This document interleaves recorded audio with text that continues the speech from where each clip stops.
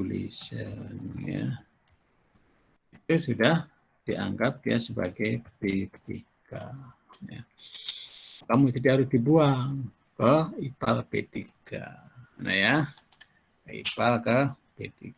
Jadi, nah, baik dari secondary settling tank maupun dari primary settling tank. Nah, ini ya, primary settling tank. Nah, mesti harus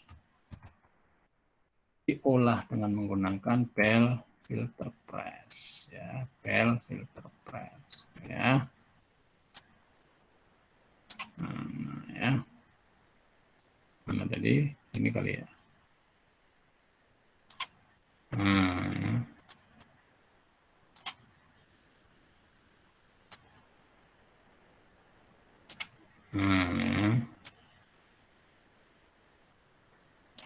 nah ya, harus diolah dengan menggunakan Bell filter press, ya.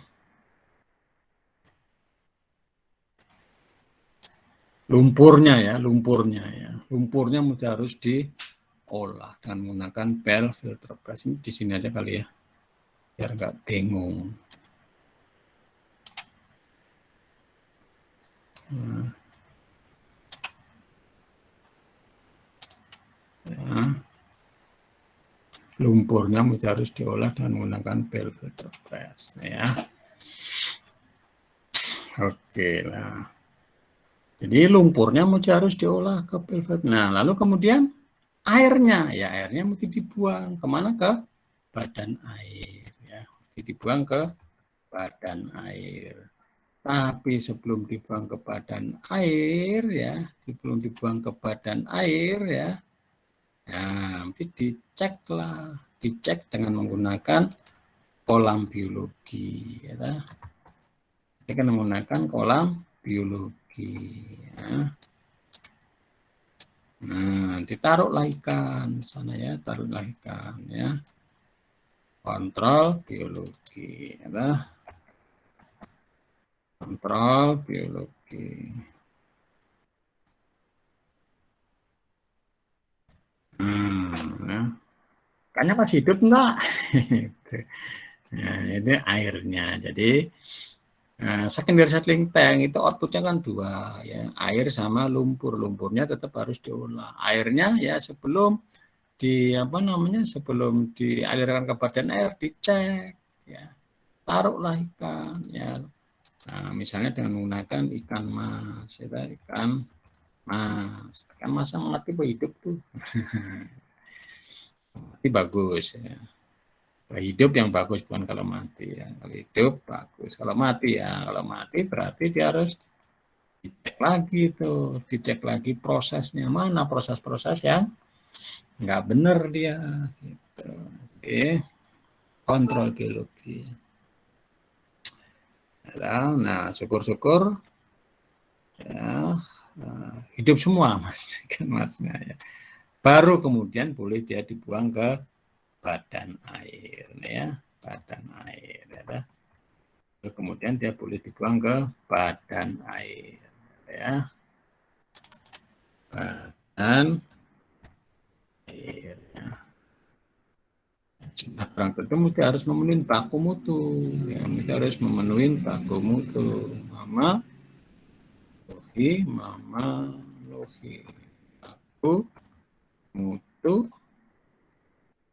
Nah, kita harus memenuhi baku mutu, nggak boleh tidak. Kalau tidak memenuhi baku mutu ya tutup. Nah. Oke, nah ini kira-kira kayak gini ya. Kanza, Aurelia, Erik, ya, Muhammad Bayhaqi, ada yang ditanyakan nggak? Nih.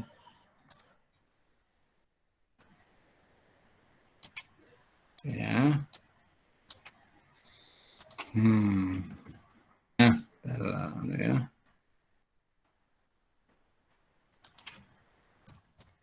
Gitu ya. Nah, inilah kita akan pelajarin, ya. Kita akan pelajarin, ya. Oke, ya. Jadi, ini belum selesai, ya. Faktanya tadi saya sampaikan masih ada beberapa tenan yang membuang air limbah yang melebihi baku mutu, terutama pada jam-jam yang kritikal, malam hari, pagi hari. Nah, selaku pengelola kawasan mesti harus juga menyediakan emergency plan, ya. Ya, letaknya di mana? Nah, letaknya di sini emergency plan, ya. Emergency plan. Jadi, ya, setelah primary settling time, nah ini emergency plan, emergency plan. Ya. Nah, ini berupa apa? Berupa chemical treatment, ya. Chemical treatment, ya. treatment, ya. Apa itu chemical treatment? Ya, chemical treatment itu, ya, kan proses koagulasi dan flokulasi, ya, koagulasi dan flokulasi. Nah, ya.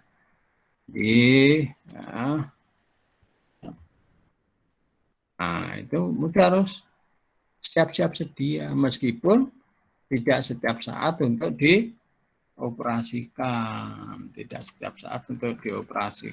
ya, emergency plan itu, ya. Tidak setiap saat untuk dioperasikan. Ini harus ada emergency plan-nya, ya. Itu ya outletnya. Nah, barulah ya ke ke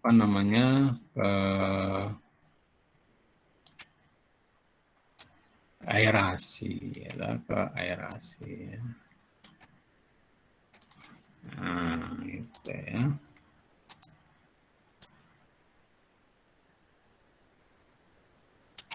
Nah, itu ya.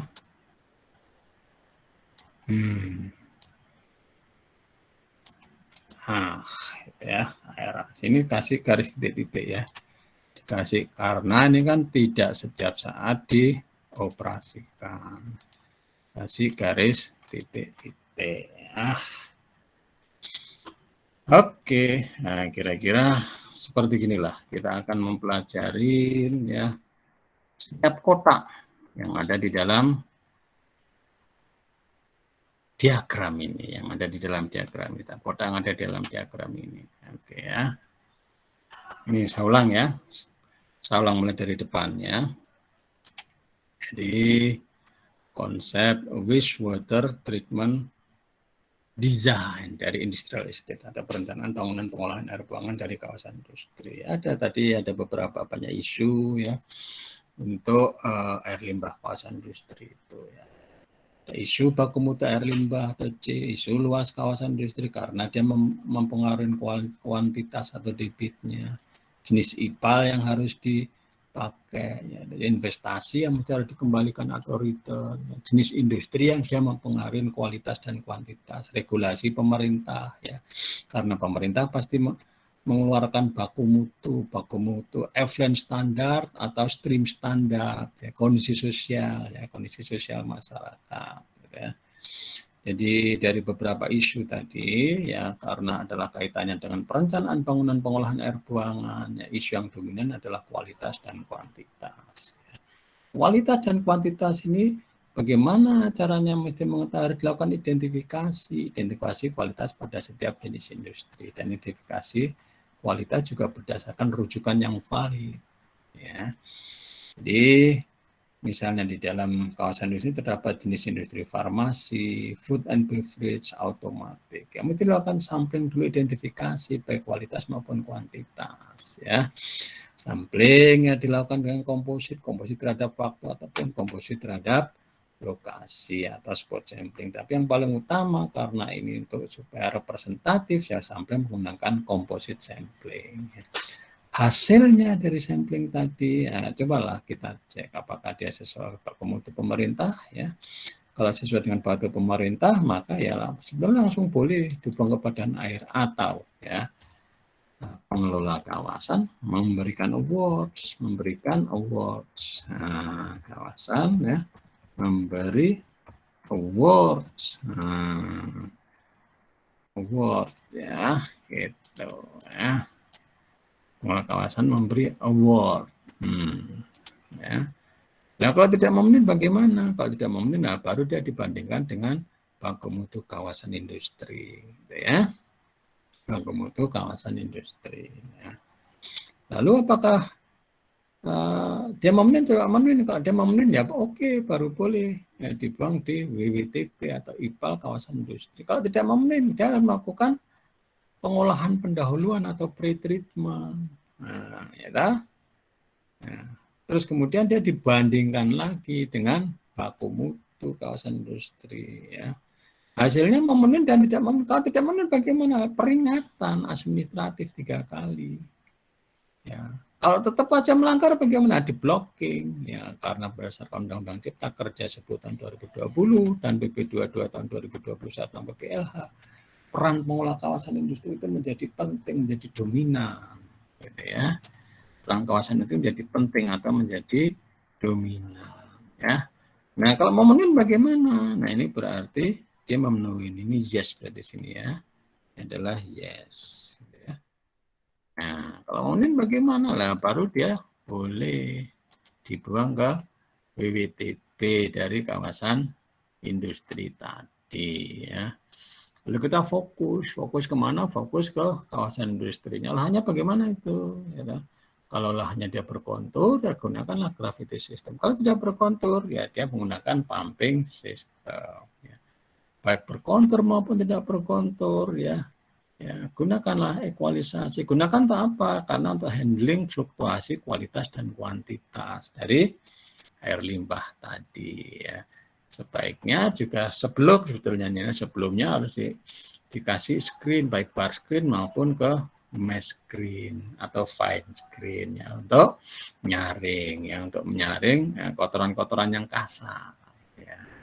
Kemudian ya ketika sudah disaring secara kualitas, dihitung kuantitasnya. Kalau kualitasnya dihitung dengan menggunakan pemeriksaan COD, BOD, kualitas di laboratorium. Kemudian kalau kuantitasnya diukur dengan menggunakan open channel flow meter.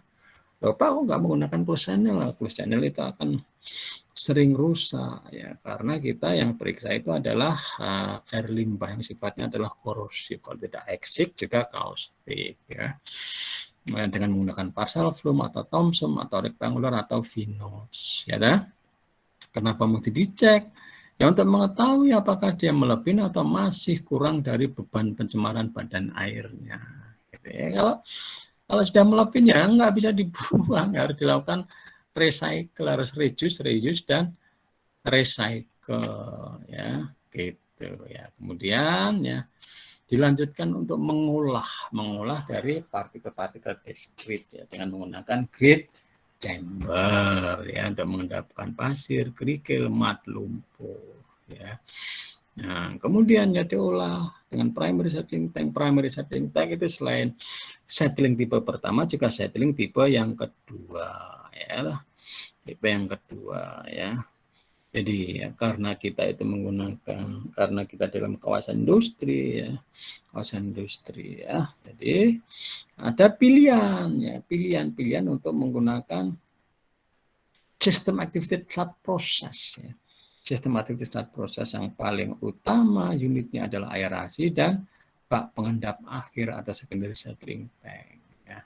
Sebagian lumpurnya direcycle balik ke aerasi yang digunakan untuk pertumbuhan mikroba di kolam aerasi. Ya. Unit utamanya 2 hal itu ya. Jadi apa yang diaerasi ini? Diaerasi itu adalah mengembangbiakkan mikroba biomasa ya. Bagaimana caranya mengembangbiakkan? Ya, karena mesti harus ada makanan yang dari primary settling tank berubah BOD. Jadi BOD itu berupa makanannya mikroba. Apakah makanan doang cukup? Enggak, mesti dikasih oksigen. Ya. Lalu kemudian dia supaya cepat tumbuh ya, ditambah dengan recycle slug dari secondary settling tank ya.